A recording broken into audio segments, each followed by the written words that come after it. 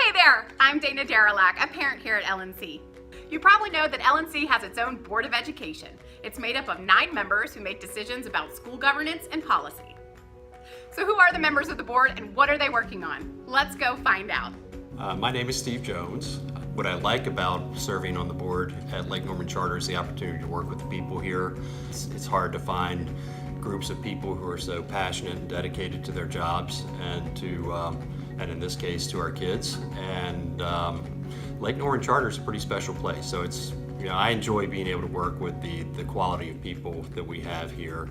I've always been involved in community service. If it's not United Way, Boy Scouts of America, I've always been able to give back to my community. So I've always felt it just felt the right thing to do to serve here at Lake Norman Charter. Our board goals for 2018-19 school year, number 1 is to celebrate our 20th year in service, which I think everybody's already probably seen evidence of that occurring. We also are actively looking to re-engage our families in Lake Norman Charter. As we get into our 20th year, we want to rekindle and create this sense of excitement that built the school to begin with, and in the case of the elementary school, is building the elementary school today.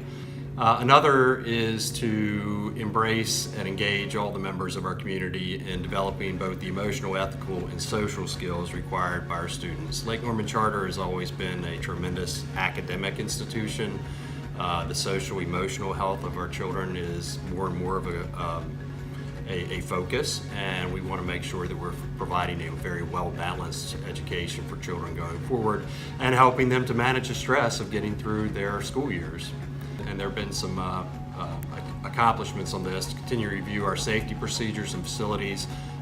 As you're probably aware, we did add an updated system of security cameras and a high school vestibule over the summer, which provides a second point of access and security into the school. We'll continue to monitor that and are looking at some very specific improvements on the middle school campus. But managing the elementary school construction timeline to get that school opened early next year is obviously a huge board goal for this year. And along with that is to continue to execute our master campus planning efforts and looking at and evaluating needs to make improvements to this main campus.